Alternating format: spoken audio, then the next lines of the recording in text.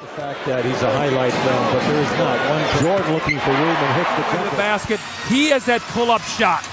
Kobe fires the jumper. Of course, the X Factor is the man with the plan and the Ooh, what's going on? WittyP coming back with another one. Let's get away up at the bleachers. You know I gotta come with the real Bleacher Report. Gonna talk some hoops.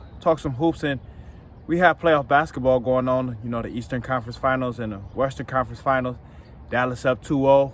Luka hit the three-point over Gobert to put him up. And we got Boston up 2-0 Indiana. Halliburton looked like he's out with the hamstring. But I want to talk about the sweet spot for guards in the NBA playoffs.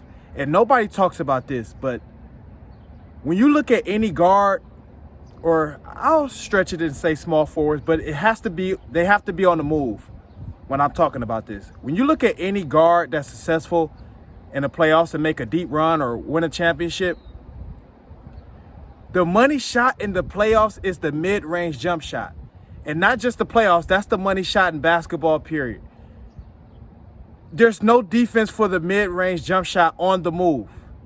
Yes, if it's a pick and roll, whether you're coming off a pin down, off a screen, it has to be on the move, though. That's why I was hesitant to put small forwards in here. Because when you think of mid-range, you think of guys like Carmelo Anthony, Kevin Durant, Kobe Bryant. But Carmelo Anthony and Kevin Durant, or more so Carmelo Anthony, he has that hold the ball, face you up, hold the ball for 8 seconds, then he pull a mid-range. That's not effective to me. Not in the NBA playoffs or not just, winning basketball. Carmelo has one of the best mid-range jump shots, don't get me wrong, ever. But he has to hold the ball, face you up. He can come down, pin downs off the elbow, screens and shit like that. But most of the time when you think of Carmelo Anthony and his mid-range jump shot, he's holding the ball, facing you up, jab stepping and things like that. But guys that I'm talking about, Michael Jordan, Kyrie Irving, Shai Gilgeous-Alexander, Kobe Bryant, I'm talking about coming off the pick with the big. Coming off that pick or coming off a pin down, coming off a screen and letting it fly from the mid-range. Because there's no defense for that. When you're coming off the pick, most of the time in the playoffs, defense, you have a scheme. They will either want to force you to the basket to where the bigs is, or they want to run you off the three. So the mid-range is always open. Most of the time when you come off the pick, that big is dropping. That big is dropping to meet you at the basket. So those guards have the mid-range all day. All day. When I was watching that Cavs and Boston series, when Darius Garland would come off the pick, he kept trying to beat Al Horford to the hole. And he had the 15-foot mid-range, and he never took it. He had the mid-range all series, and he never took it. He took it a few times, but he wasn't effective. The mid-range jump shot is always there. It's the money shot. It's the money shot. It will always be there. There's no defense for it because either the big is sagging back or they're pressing forward, and you can go around him and get to the basket unless they double team. But the mid-range jump shot is always there. It's the money shot, especially for guards.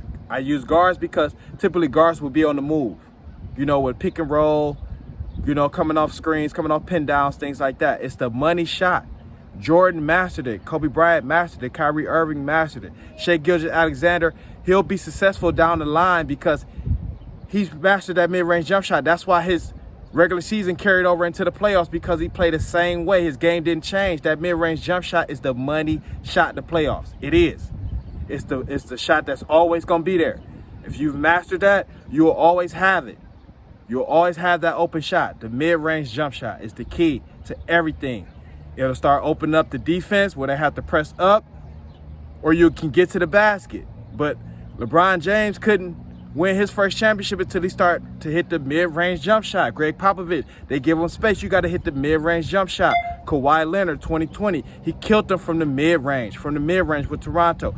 Killed them. When you go back and look at Kawhi Leonard highlights from that championship, when they won Toronto, he killed them from mid-range. Every team, from Philly, from the Eastern Conference on, Kawhi Leonard killed them. That mid-range jump shot, that's always going to be the key.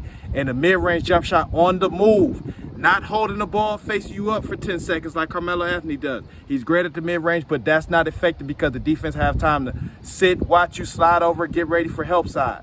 You have to let it fly off the pick and roll, off the pin downs, off the dial screen, shit like that. The mid-range jump shot is a money shot in the playoffs. The Real Bleacher Report. I talk real hoops. This is what we do. Comment, like, subscribe. This way we can help you share the video. If you're entertained, hit that cash app. We out.